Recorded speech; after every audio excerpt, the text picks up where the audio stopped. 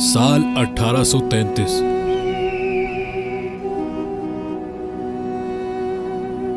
जब कबीला बनी आस के लोग आज जहां दुबई है यहां आकर रहना शुरू हो गए, उस वक्त ये जगह मुकम्मल रेगिस्तान थी और ये अबू धाबी के कंट्रोल में था।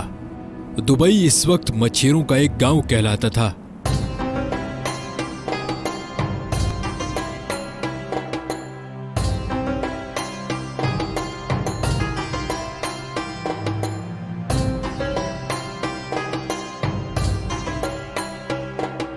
अठारह में कुछ ताजिर दुबई में बसना शुरू हो गए, क्योंकि यहां ताजिरों पर टैक्स बहुत कम था।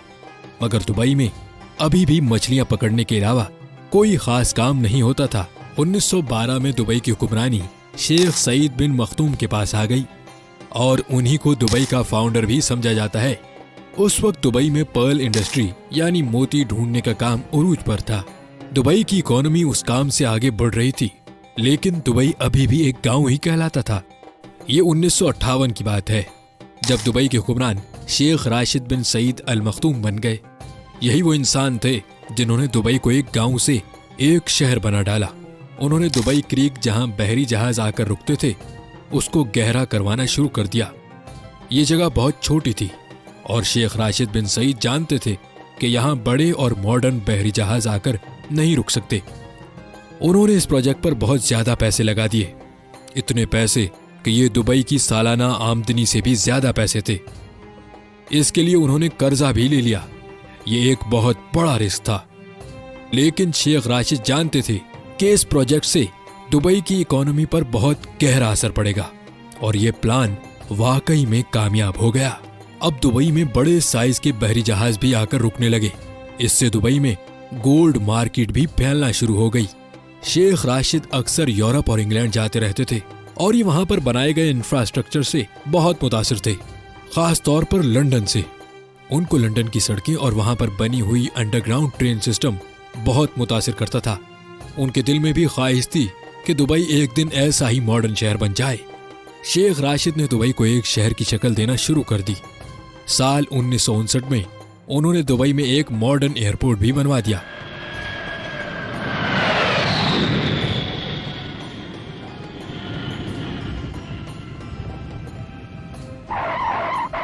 वो दुबई में बिजली की लाइंस, टेलीफोन सर्विसेज और पोर्ट्स वगैरह बनवा रहे थे। लोग समझते थे कि शेख राशिद पैसे जाया कर रहे हैं और दुबई कभी भी एक मॉडर्न और इंटरनेशनल शहर नहीं बन सकेगा। मगर 1966 में दुबई की किस्मत बदल गई। ये वो साल था जब दुबई में ऑयल डिस्कवर हुआ, लेकिन यहाँ तेल के ज़खायर इतने नहीं थे। शेख राशिद ने बहुत ही अक्लमंदी से इस बात को समझा कि दुबई सिर्फ ऑयल पर डिपेंडेंट नहीं रह सकता। उन्होंने उस वक्त कहा था, मेरे पास एक अच्छी खबर है और एक बुरी खबर। अच्छी खबर तो यह है कि दुबई में ऑयल डिस्कवर हो गया है और बुरी खबर यह है कि ये तेल बहुत थोड़ा है। इसीलिए उन्होंने ये तेल का इस्तेमाल करके दुबई में दूसरे प्रोजेक्ट्स बनाना शुरू कर दिए।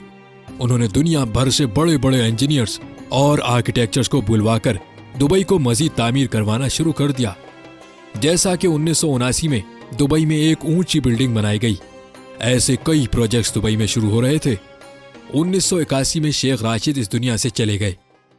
अब जो दुबई के अमीर हैं, शेख मोहम्मद बिन राशिद बिन अल मखदूम, ये उन्हीं के बेटे हैं। आज जो दुबई हम देखते हैं, उसको बनाने में शेख राशिद का ही दिमाग है। उन्होंने दुबई में ऊंची ऊंची बिल्डिंग्स बनाना शुरू कर दी। फिर इस काम में भी एक मसला था। मसला यह था कि कच्ची मिट्टी पर इतनी बड़ी बिल्डिंग्स कैसे खड़ी की जाएं। मगर शेख मोहम्मद बिन राशिद ने उसका हल भी ढूंढ निकाला। शेख मोहम्मद बिन राशिद ने महसूस किया, दुबई के अतराफ पहाड़ वी शेप में बने हुए हैं, यानी यहाँ जरूर कभी पानी मौजूद होगा जो पहाड़ों की शेप कटी हुई है। उन्होंने यहाँ ड्रिलिंग करवाई और वहाँ वाकई में पानी मौजूद था और यही पानी दुबई की ऊंची ऊंची बिल्डिंग्स खड़ा रखने में काम आया। जहाँ बाकी अरब ममालिक जो तेल की दौलत पर अपना मुल्क चलाते हैं, वहीं शेख मोहम्मद बिन राशिद जानते थे दुबई को तेल पर जिंदा नहीं रखा जा सकता। आज भी ऑयल दुबई की इकोनॉमी में सिर्फ 1% कंट्रीब्यूट करता है, बाकी 99% पैसा दुबई कारोबारी सरगर्मियों से कमाता है। शेख मोहम्मद बिन राशिद की विजनरी प्लानिंग और अक्लमंदी की ही वजह है कि दुबई इतना अमीर शहर है। उन्होंने दुबई में ऐसी ऐसी चीजें बनाना शुरू कर दी जिनकी वजह से पूरी दुनिया का ध्यान दुबई की तरफ होने लगा, जैसा कि दुनिया की सबसे ऊंची इमारत बुर्ज खलीफा, दुनिया के बड़े बड़े मॉल्स में से एक दुबई मॉल, आलीशान होटल्स और आर्टिफिशियल आइलैंड। दुबई की एयरलाइन एमिरेट्स एयरलाइन, ये दुनिया की बेहतरीन एयरलाइंस में से एक है। ये सारी अट्रैक्शंस थी जो लोगों को दुबई खींच कर लाती रही। दुबई में बहुत से फ्री जोन्स भी हैं, जहां हर किस्म की टैक्स छूट दी जाती है, जो दुनिया के बड़े बड़े बिजनेसमैन की तवज्जो अपनी तरफ खींचती है। ये फ्री जोन्स दुबई की इकोनॉमी का 20% हिस्सा बनते हैं, जहां तकरीबन 1.5 करोड़ के करीब लोग नौकरी करते हैं। दुबई में आज 80% के करीब वो लोग हैं जो बाकी कंट्रीज से दुबई में आकर सेटल्ड हैं। आज दुबई में वो लोग भी हैं जो मेहनत करके पैसे कमाकर अपने प्यारों को वापस घर पैसे भेजते हैं, और वो लोग भी हैं जिनके पास बहुत सा पैसा है। दुबई में हर वो सहूलत मौजूद है जो दुनिया के बड़े बड़े मिलियनर्स और बिलियनर्स को अपनी तरफ लाती है।